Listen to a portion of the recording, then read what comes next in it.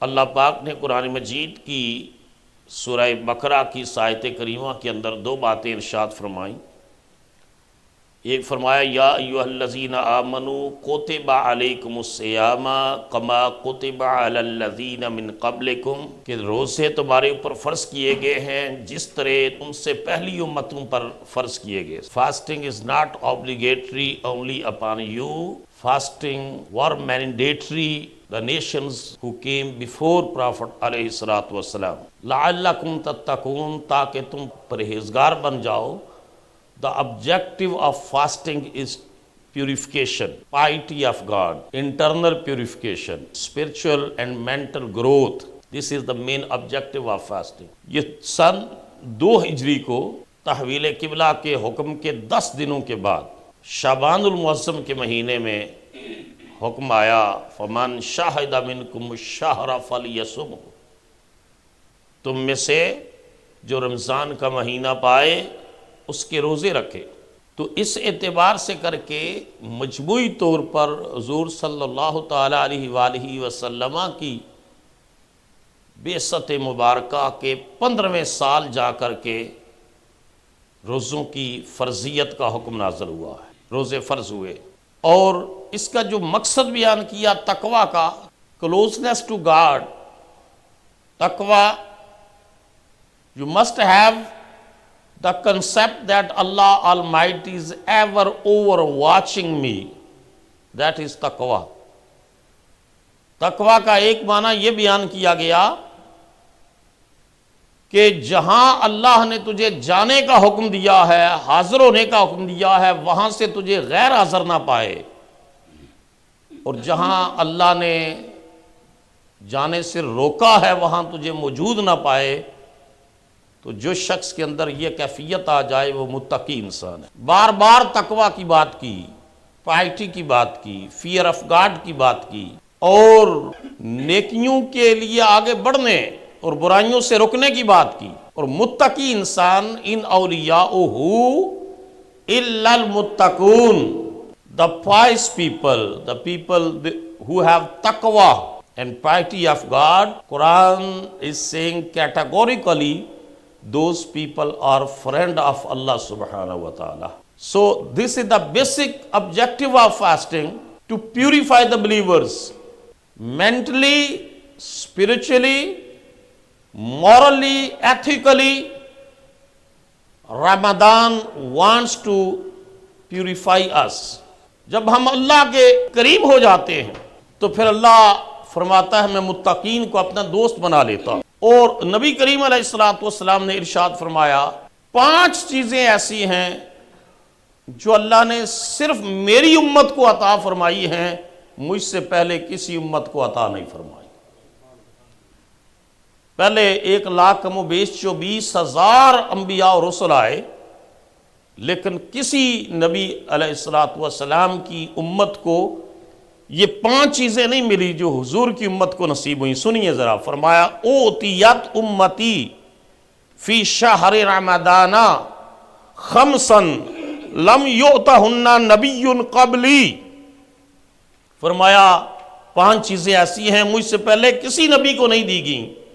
اما واحدۃ فَإِنَّهُ إِذَا كَانَ أَوَّلُ لَيْلَةٍ مِّن شَهْرِ رَمَضَانَ نَظَرَ اللَّهُ عَزَّ وَجَلَّ إِلَيْهِمْ وَمَن نَظَرَ اللَّهُ إِلَيْهِ لَمْ يُعَذِّبْهُ أَبَدًا۔ فرمایا ان میں سے پہلی چیز یہ ہے کہ جب رمضان کی پہلی رات آتی ہے اللہ اپنے فضل اور قدرت کی نگاہ سے مومنوں کو دیکھتا ہے، اور جس کو ایک بار اللہ دیکھ لے نا اس کو عذاب نہیں ہوتا۔ بولو، اس کو عذاب نہیں ہوتا جس کو اللہ ایک بار اپنے فضل اور کرم کی نگاہ سے دیکھ لے، اپنے احسان کی نگاہ سے دیکھ لے۔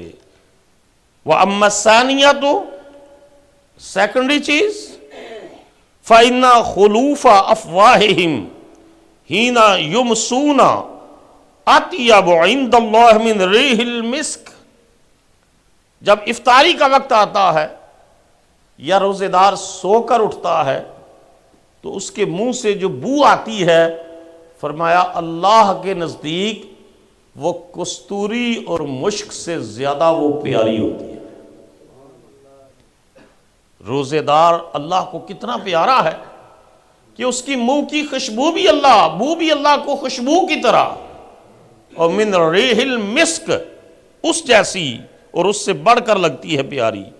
وَأَمَّا الثَّالِثَةُ تیسری چیز فَإِنَّ الْمَلَائِكَةَ تَسْتَغْفِرُ لَهُمْ فِي كُلِّ يَوْمٍ وَلَيْلَةٍ، جن لوگوں نے روزے رکھے ہوتے ہیں صبح اور شام فرشتے ان کی بخشش کی دعا کرتے ہیں۔ The angels of Allah subhanahu wa ta'ala, they used to pray for those who have fasting۔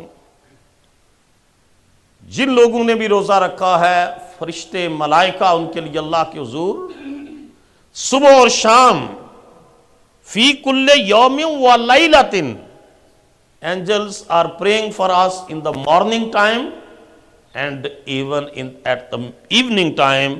So فی کل یوم و لیلۃ، every day and night، صبح بھی اور رات کو بھی، دن کو بھی اور رات کو بھی فرشتے روزہ داروں کی بخشش کی دعا کرتے رہتے ہیں۔ وَأَمَّا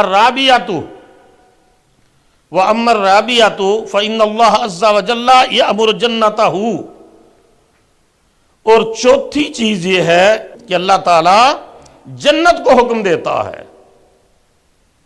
اللہ orders the heaven, paradise، فَيَقُولُ لَهَا استعدی وتزینی لعبادی، get decorated, get ready for my subjects، لوگوں کے لیے تیار ہو جا، مزین ہو جا، ان یستریحوا من تعب الدنیا الی داری و کرامتی، میرے بندے دنیا کی تھکاوٹیں اور دنیا روزے رکھ رکھ کر کے، تراویح پڑھ پڑھ کر کے، ذکر کر کر کے اتنے تھکے ہوئے ہیں، اے جنت تیار ہو جا، روزے دارن قریب تیرے پاس آنے والے۔ وَأَمَّا الْخَامِسَةُ پانچویں چیز فَإِنَّهُ إِذَا كَانَ آخِرُ لَيْلَةٍ غَفَرَ لَهُمْ جَمِيعًا، اور پانچویں چیز یہ ہے کہ جب رمضان کی آخری رات آتی ہے اللہ سارے روزے داروں کو اور اللہ کے حضور قیام کرنے والوں کو اللہ بخش دیتا ہے۔